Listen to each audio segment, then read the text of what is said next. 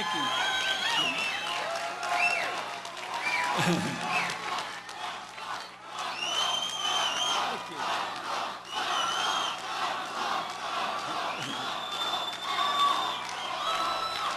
Thank you, thank you. Thank you for that very nice welcome. Sounds like a lot of friends here today. I want to introduce my wife of 55 years, Carol, sitting over here. And one of our 18 grandchildren, Linda.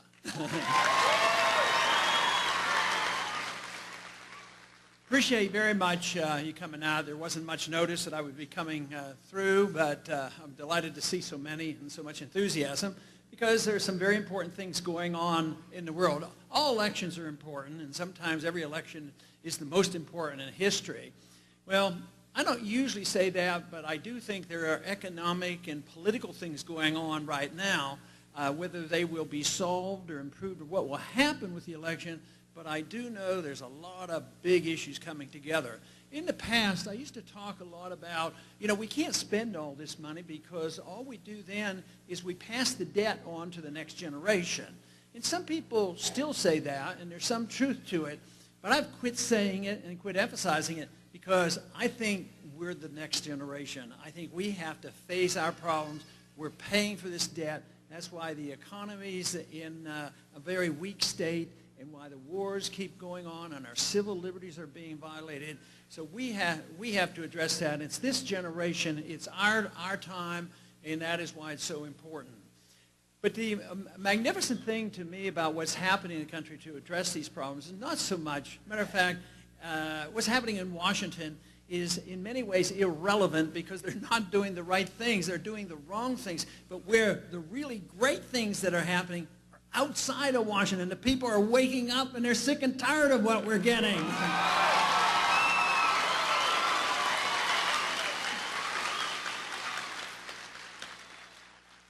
But when the people wake up, Washington will eventually change. For the many, many decades, Washington has done, they have just essentially reflected what the people wanted. The people, fully endorsed all the wars. They fully endorsed the Federal Reserve. They fully endorsed the entitlement system, believing it could go on forever and ever. But it's come to an end. The entitlement system is bankrupt. Matter of fact, what we have to challenge basically in the entitlement system is challenge the notion that an entitlement, as the word is used now, is not a right. People aren't entitled to somebody else's property. That's what...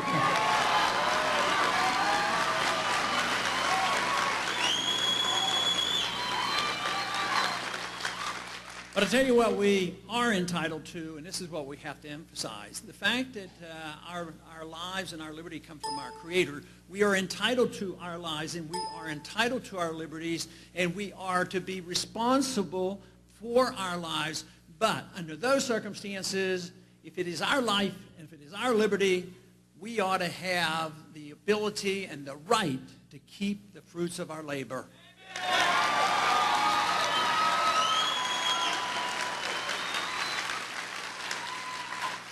So this is what's happened over the many years, our really shift in attitude about defending the republic and shifting into a pure democracy. It's been over 100 years or so that this has been going on. And we've accepted these notions that we should have an income tax back in 1913. And it was guaranteed that if you have an income tax, they're going to collect a lot of taxes, and what will happen? Government will grow. And that's why the founders didn't give us an income tax. So when the republic comes back, we won't have an income tax any longer.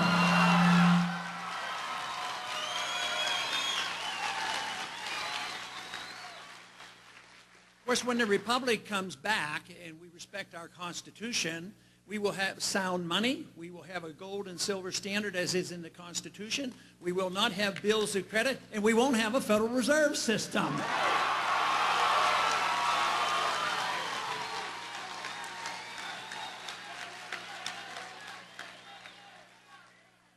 The basic flaw in the income tax and in many ways with the Federal Reserve, the assumption is made that the government owns us and they own all the fruits of our labor, and we're allowed to keep that portion that they permit us to keep under certain circumstances.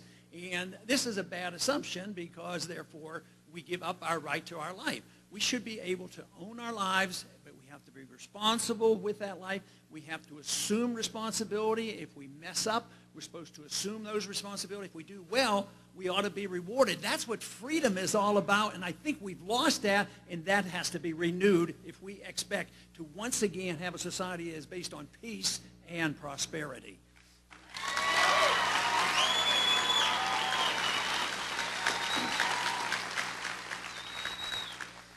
But it's just the lack of respect for the rule of law and the lack of respect for the Constitution that has really gotten us into this mess. And we were warned. It isn't like this is a new idea. We were warned by those who wrote the Constitution. They said, be very careful, because if we are not a moral people and we choose to disobey the law, no matter how well the Constitution might be written, it won't work.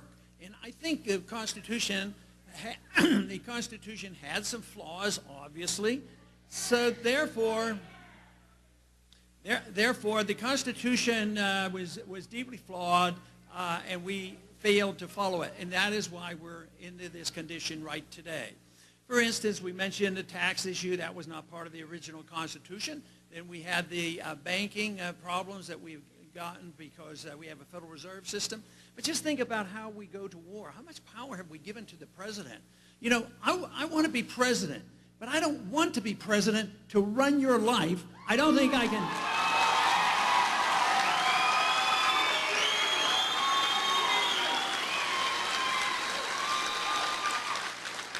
I don't want to be president because I think I know how to run the economy. Only the people know how to run the economy, and they're the ones who know how to spend their money.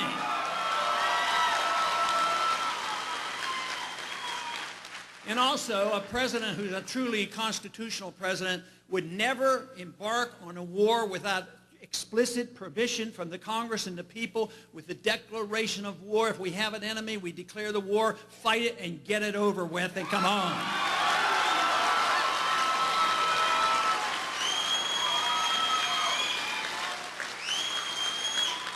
But sadly, our presidents in recent decades have gone to war. Matter of fact, essentially since World War II. They have gone to war on their own. They do not get explicit declarations of war. But worse than that, lately, they don't even mention it. They don't even debate it. They don't even go to the Congress. They go to places like United Nations and NATO and get the authority. So they have undermined our national security. We are not a stronger nation. We do not have stronger national security, strong national defense by belonging to these organizations that dictate to us what we do in international affairs. That should be the business of the American people and the American government, not the United Nations.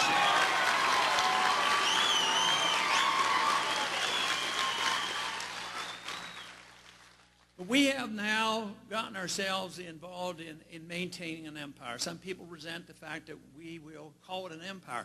But what is it if we're in 138 countries with military bases? What is it when we have, the number of bases are growing so rapidly we can't keep up with it. I used to say 700, 800, then it was 800 to 900. Some people now list that we have military facilities in maybe 1,000 places in the world.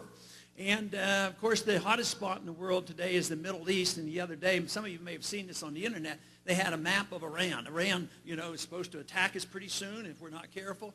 Well, they had a map of Iran, and we had 48 bases surrounding Iran, and then they say that we better be ready. That is exactly what they said to us when they wanted us to go into Iraq. There were no threats by Iraq. They ginned that up, and then they said we did illegally.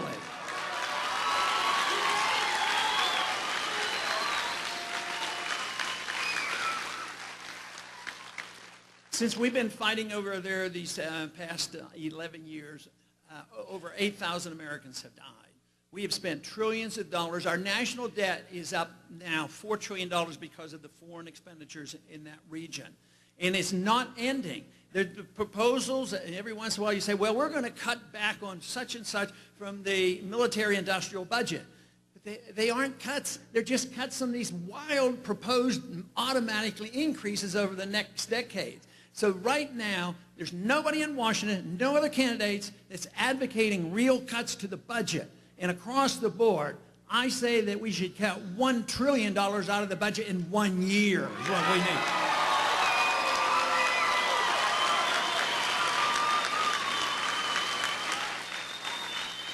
For those who say, well, wouldn't that weaken the economy? If the government's not spending that money, wouldn't that weaken the economy? No, it does exactly the opposite. When government takes money from the people, and then that means the people don't have it to spend, then they spend it, and they usually do harm with the money. How often do they do things very productive? They take productive resources, put them in the government. Then they might write regulations and have bureaucrats come in and take over education, take over medicine, and do all these inefficient things. So it actually is a strong negative when they do that. Now, if you can return $1 trillion to the people and let the people make the decision, then we could have economic growth.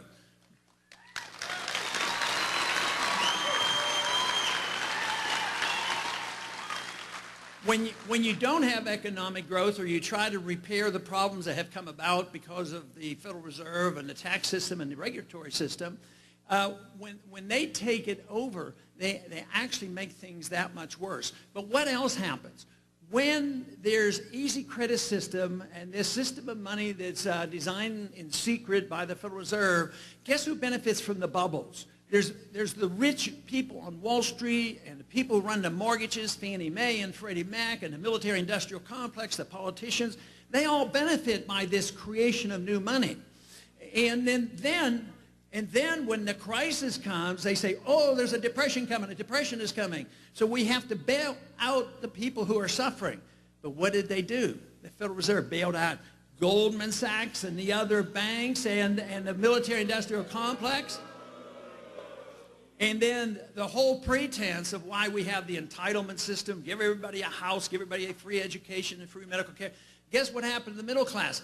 The debt was dumped on the middle class. The debt was bought by the Federal Reserve, put into the Federal Reserve and into our Treasury. So the debt is on our heads now. And this time, what happens to those that were supposedly this system's supposed to help, give those free things to help people who might fall through the crack? They're the ones who lost their jobs. They're the ones who lost their houses. The middle class is shrinking. The middle class is poor. The characteristic of a free and prosperous society, which we had the freest and most prosperous society at one time. And at that time, we had the largest middle class and the wealthiest middle class ever. And that is not true. Even the wealth that you can see around the country today is based on debt. We're in much worse shape than we were in the Depression because there wasn't anything of the problems that we have internationally. We didn't owe foreigners $3 trillion. I mean, we're in hock close to $1 trillion just to the Chinese. So our conditions are much worse, and they're depending on one thing: print more money. Bernanke's over in Europe telling them all the time, if you can't handle your crisis, we stand ready. We stand ready to come to the rescue the banks that bought up all this Greek debt. And because our banks are intertwined with their banks, he says we have to prop them up and we have to bail them out at your expense. And that is what's wrong with it. It's wrong because it's a badly flawed financial system, a monetary system, and it's a badly flawed economic system that we have where the government does nothing more than pass laws to try transferring wealth back and forth. We have to once again understand how free markets work, how sound money works, how limited taxations work, and limited amount of regulation. This is where the prosperity comes from. Will it be perfectly equal? No, it won't be. They're working on equality of poverty. That, I say, we should have no part of. We want our freedom back.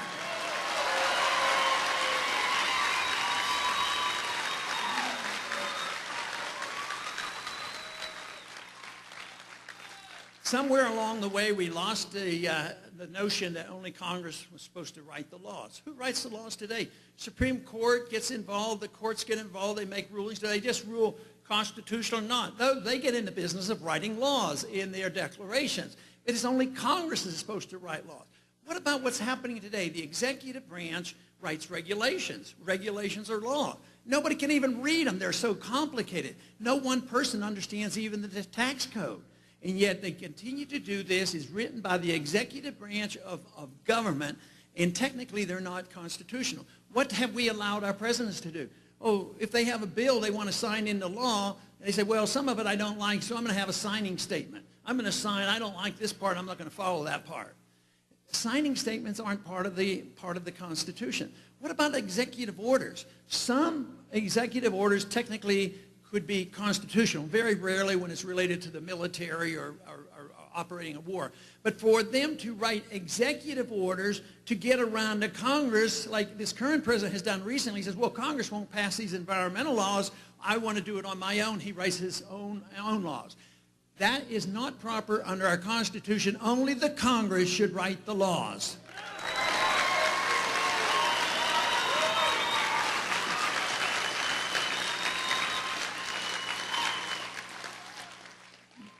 This whole system that we have is detrimental not only because it bankrupts our country and our economy gets poorer, but it also undermines the very essence of what we're supposed to be all about. It undermines the principles of liberty. The Constitution was written, and the purpose of government, from my viewpoint, should be to protect liberty. That is what the government should be doing.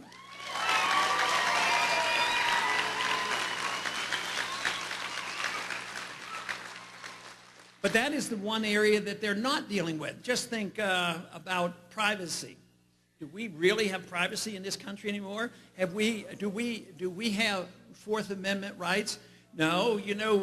I was pretty annoyed, when they passed the Patriot Act, and I voted against it because it was very bad.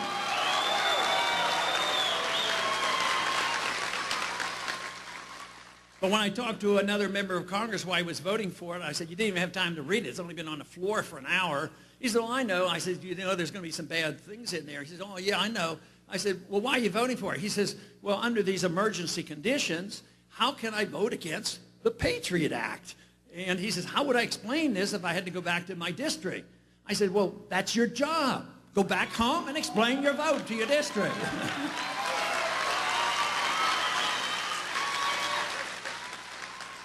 Now, if they would have given that bill a proper name, like repeal the Fourth Amendment Act, guess what? It probably wouldn't have passed. But you can be pretty assured that if you look at the title of a bill coming out of Congress, the name is going to do the opposite of what it's really going to do. They make it sound good. But that bill had been around for a long time, the Patriot Act. It had been floating around for years. But once again, there was this opportunity, to pass it, and they saw the crisis and the justifiable concern after 9/11, so they got a bill passed which has undermined our liberty. Now, the government undermines our privacy, and the government gets more secret. We need to turn that around. We need more openness of government and more privacy of the people.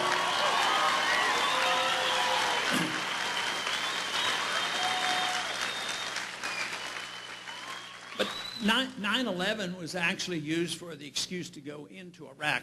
Iraq had nothing to do with 9/11. There was no Al-Qaeda there. And they had made plans for years and years to go in there and have regime change. Matter of fact, the first speech I gave on the House floor about opposing the coming war in Iraq was in 1998, because that is when the policy was explicitly changed. And it took them a few years to get the environment and, the opportunity. There were meetings shortly after 9/11 saying, this is an opportunity to do what we've been wanting to do. So what did they do? They forgot about bin Laden for 10 years. And they went off and started these wars of occupation, spending trillions of dollars and loss of life. This is the problem. The money's a big deal, and the economy is a big deal. But just think of the families who lost people over there. In a war, it was not declared, it was not a constitutional war, and we're all supposed to say, well, this is a wonderful, wonderful thing.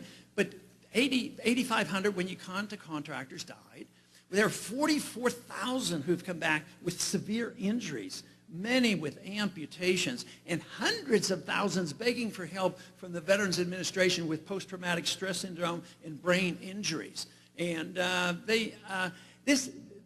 the cost is too high. It makes no sense whatsoever. It undermines our defense, and it destroys our economy.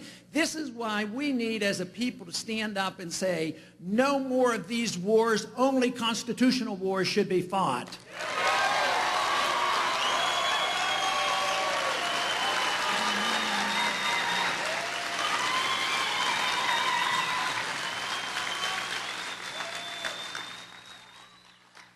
But under these atmosphere, whether it's the Patriot Act or whether going to war, other things continue to happen because it's this attitude that we're in a crisis and there's an expectation that, well, under a crisis, don't we have to give up some of our liberties?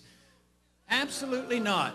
Matter of fact, that is a fallacy. We should never, ever consider sacrificing liberty for more security because you lose both.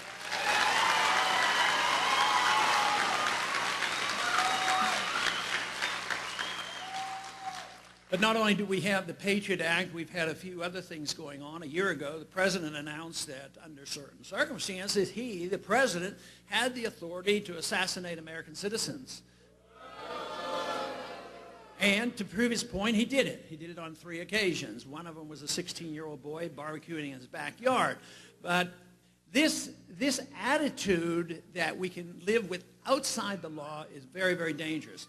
Now, the Congress has participated in this, and the President signed into law on January 1st the National Defense Authorization Act. And, of course, most people have heard, not from the media on the news at night to find out what was actually buried in there, but most people do know now that in that bill, the Congress gave the President the authority to suspend or cancel out posse comitatus, which means the military is not supposed to be involved in civil law. And now the military can arrest an American citizen if he's a suspect, if he's just associated with another group of people, maybe going to the internet, maybe getting an email, maybe attending an anti-war meeting. Who knows what association, associated forces mean. But they can be arrested by the military, held in secret, no attorneys permitted, and this is written in the law, no attorneys permitted to have them and be kept indefinitely. This is not being done wholesale. But if we want to stop it, we better stop it now, not when they do it in a wholesale manner.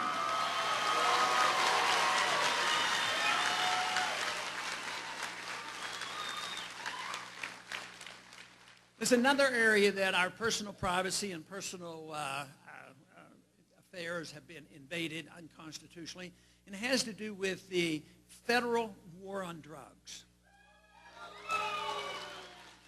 Now, the drug issue is a very important issue. As a physician and as a congressman, I've thought this through, and I have come to the conclusion drugs are very, very bad. We should do whatever we can, except federal war on drugs has caused a lot more harm than the drugs themselves have.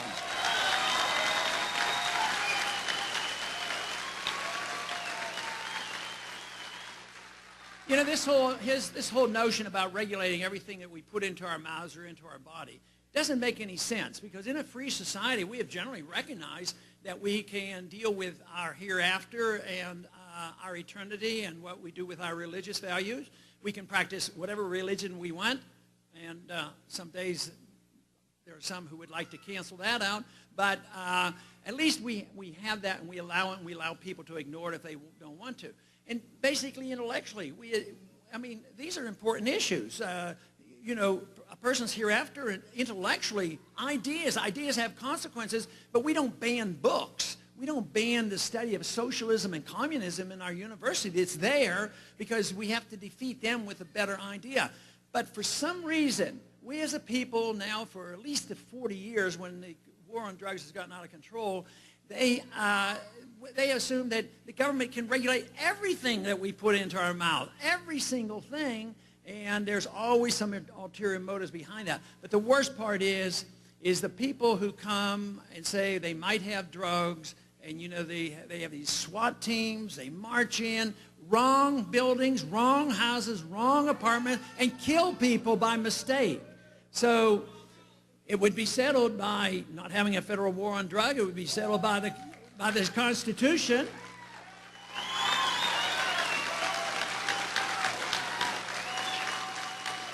How about this whole idea that nobody comes barging into our house unless they have a search warrant? That would be a pretty old-fashioned idea. But then people get nervous and they say, well, how are we going to have safety at our airport? Don't the TSA provide a lot of safety for us at the airport? I mean, we have to take x-rays of individuals, and we have to undress elderly people and little children and poke and prod, and nobody has shown where it has made anybody safer. And so we have to recommit ourselves to believing what a free country is all about. The one thing I've concluded is that if I had a choice to live in a free society and I would have less wealth, I would opt for living in a free society with less wealth.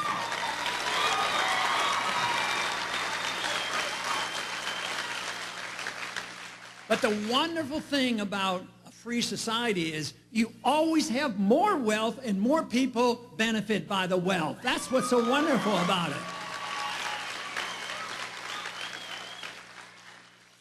I'm always amazed looking back on why all of us who have tried to promote these ideas haven't done a better job, because, if freedom, recognizes the individual's personal rights and their personal habits, and it recognizes the free market, creates more prosperity, and all these wonderful things, and actually following the law, you have less wars. How can we lose this argument? But we did get awfully careless. I think what happened was we as a society became so wealthy and so prosperous from these freedoms that we thought only about the material things in life. And then we started using the government to redistribute this wealth, so the lobbyists became more powerful than the defenders of liberty. We need to reverse that. We need more defenders of liberty and less lobbyists in Washington.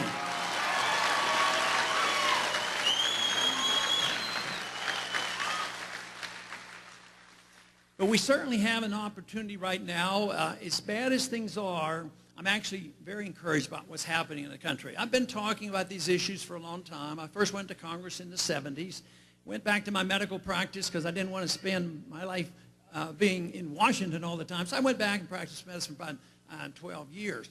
But things have changed dramatically. The openness to these viewpoints now is just phenomenal compared to even 5 years ago. Something...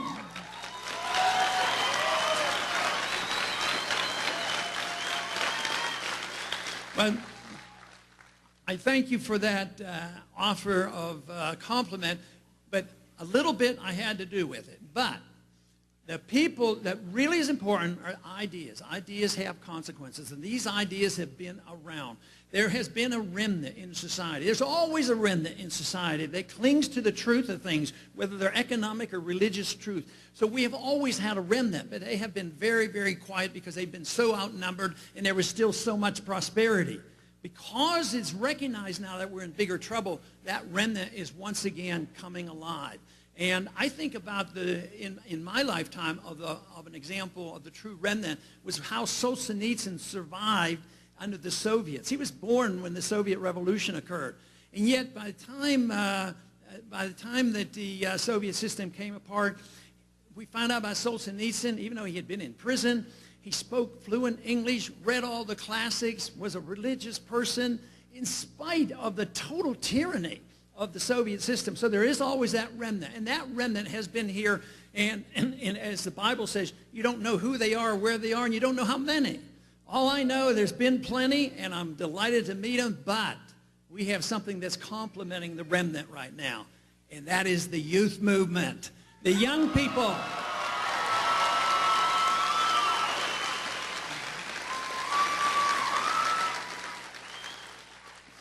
I'm always pleased when I'm out campaigning and shaking hands and people will come up and get signatures, and sometimes they'll have one of my brochures or something, but other times somebody will come up and say, would you sign Human Action by Mises, economic textbooks. I'll tell you, this is exciting. Young people come to my office, even teenagers, the ones that can't even vote, they've already started studying about the Federal Reserve System and the principles of money and the Constitution. This is fantastic.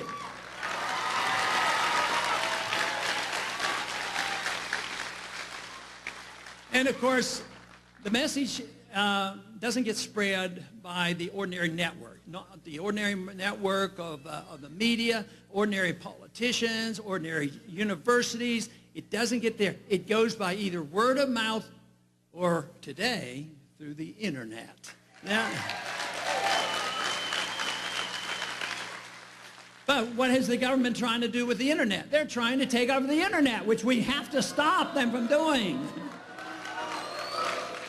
But this is the internet, the Stop Online Piracy Act, that was stopped. It was taken off the floor in the House and the Senate because of what you did, because you let people know, and people who had signed up because, oh, it looks like a popular thing to do, I'll put my name on this. And the people rose up and the Congress backed down. But that doesn't mean they won't keep trying. But it tells you that if the people speak out, if attitudes change, if you get sick and tired of the wars and sick and tired of the Fed and sick and tired of the debt, and you speak out and send only people there that you can trust that will obey their oath of office, we can change things around. And that's where we are winning.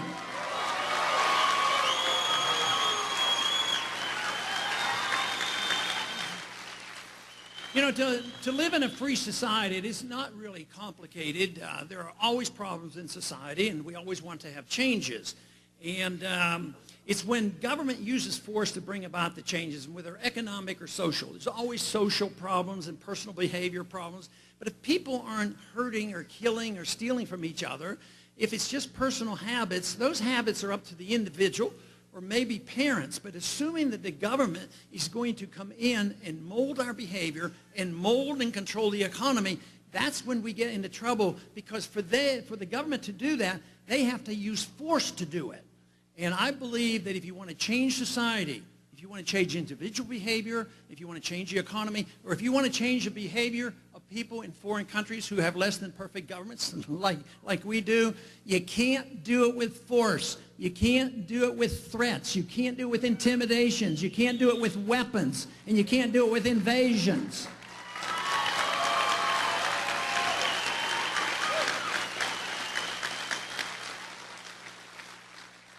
There are some who believe, and this notion's been around a long time, that America is an exceptional nation, and because we are so exceptional, so good, we have this obligation to force ourselves on other people. Well, I believe in half of that. I think we've had exceptional values and still have a lot. But the best way to spread that message, whether it's to your children or to your neighbors or through your church, it should be voluntary. But if we want to change the world for the better, the best thing we could do is set a good example. Why don't we have a...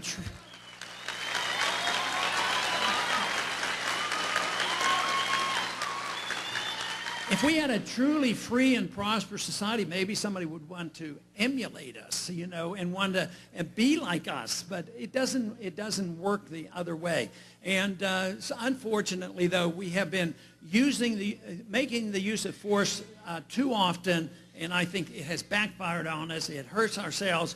And we still have a long way to go, improving ourselves here at home. And that should be our goal, just as it is in our personal life. I think freedom means that you have an obligation to pursue your own life. And for me, it's to seek virtue and excellence. What else should we be doing if we don't want to improve ourselves individually? But if we turn that responsibility of seeking virtue and excellence or economic fairness, if we turn that over to the government, the only thing the government can do is take away our liberties in there. They have to use force to do that.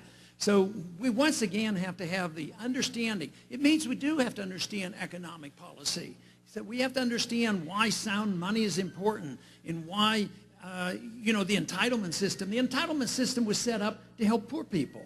Everybody wants to make sure there are fewer poor. But I tell you what, if you're a true humanitarian, you want to help poor people, you want to fight for more freedom, not more government. They don't take care of the poor people.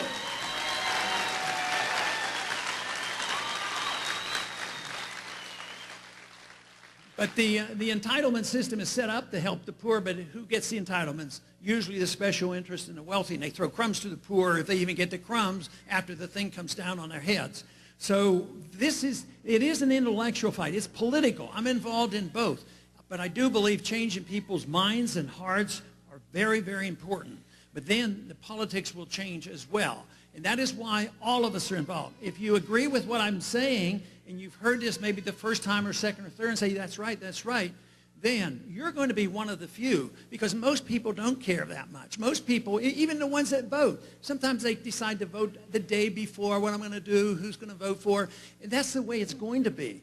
But if you come to the conclusion that some of these principles are right and you feel a burden about doing it, you have more obligation than the people who don't care, who don't understand it and never will. So that means, well, what can you do about it? A lot of people come to me, what should I do? You know, I agree, you've convinced me. So what do I do? Give me my marching orders. I say, do what you want to do. Do what you have to do. You know, you might want to be a teacher. You might want to be a reporter. You might want to be a writer. You might run for office and help people. There's all kinds of things that you do. But the most important thing is be informed. If a person is informed and truly believes in liberty and can defend those causes, there will always be a job. There will always be something to do. And you might know when or where it's coming, but the most important thing is just be prepared to be able to defend these principles. Too often, how often do we get accused, oh, we don't care. We don't care about the poor people. You know, I've had it done to me on national television. Oh, you don't care, you just believe in freedom. Oh, you mean you believe in free markets? No regulations, let the big guys run roughshod out of us? No, I want a free society where the rough guys are held down, because the ones who deserve bankruptcy should go bankrupt.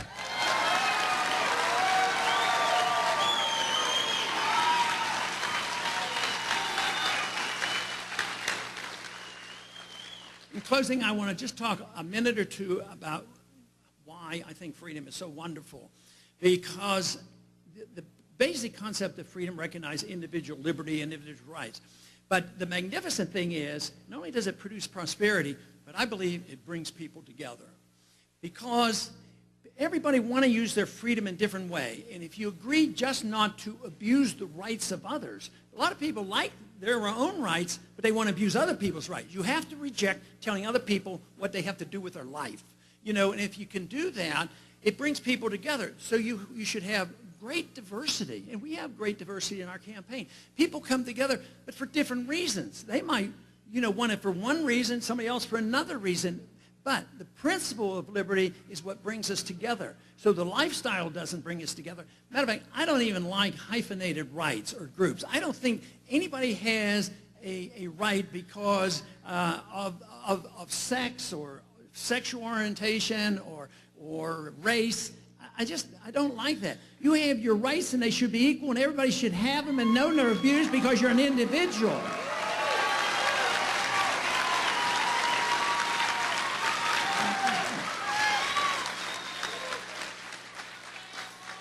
So there is a revolution going on, and it's participating in this campaign. Exactly what will happen today, next week, next month, next year, or November, I don't know, but I do know there's a lot of big things going on, and I know it's very fluid. It can change any day, any minute. The financial system is just very, very shaky. The world political system is very shaky. I mean, to me, it's almost like an obsession. When are we going to send the troops to Syria? When are we going to take over Syria? And when are we going to start bombing Iran? I mean, so this can cause a great deal of trouble. So we're sitting on a time bomb, but we also have a solution sitting out there where the numbers of people who are understanding and growing and willing to be involved are growing by leaps and bounds. And we have to confront them. The only way you can confront those individuals in charge who have the bad ideas is to present our cause with a much better idea, and that is the ideas of liberty which made America great. Thank you very much.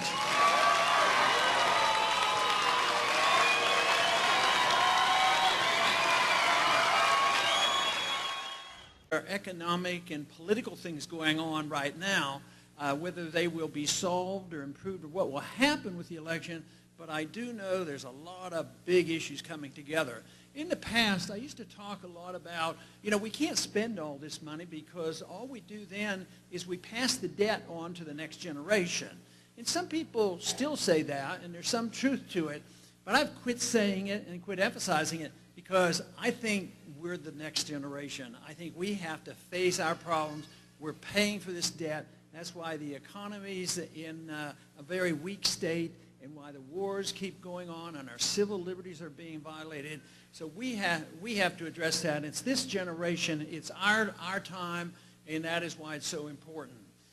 But the magnificent thing to me about what's happening in the country to address these problems is not so much, matter of fact, what's happening in Washington is in many ways irrelevant because they're not doing the right things, they're doing the wrong things. But where the really great things that are happening are outside of Washington, and we are to be responsible for our lives. But under those circumstances, if it is our life and if it is our liberty, we ought to have the ability and the right to keep the fruits of our labor.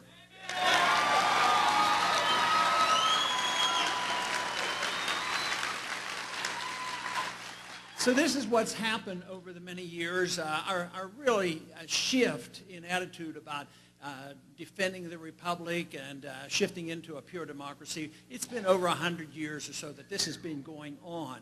And we've accepted these notions that we should have an income tax back in 1913. And it was guaranteed that if you have an income tax, they're going to collect a lot of taxes, and what will happen? Government will grow. And that's why the founders didn't give us an income tax. So when the republic comes back, we won't have an income tax any longer.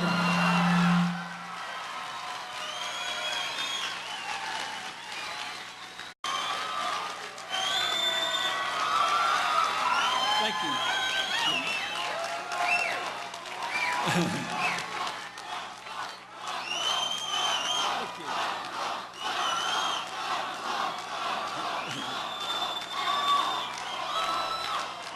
you. Thank you.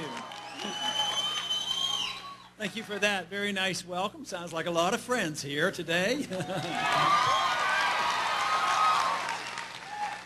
I want to introduce my wife of 55 years, Carol, sitting over here. And one of our 18 grandchildren, Linda.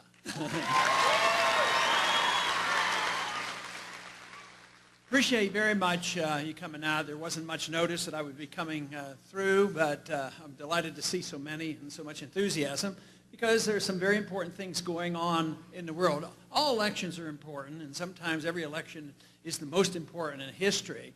Well, I don't usually say that, but I do think there are, and the people are waking up and they're sick and tired of what we're getting.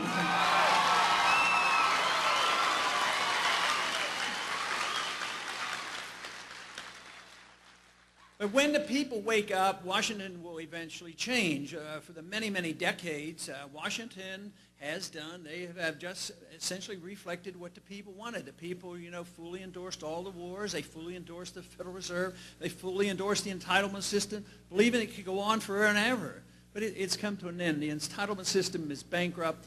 Matter of fact, what we have to challenge basically in the entitlement system is challenge the notion that an entitlement, as the word is used now, is not a right. People aren't entitled to somebody else's property. That's what...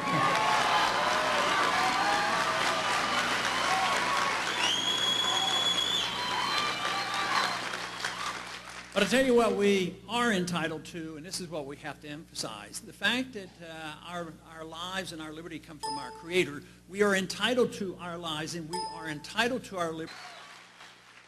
Of course, when the Republic comes back and we respect our Constitution, we will have sound money. We will have a gold and silver standard as is in the Constitution. We will not have bills of credit, and we won't have a Federal Reserve System.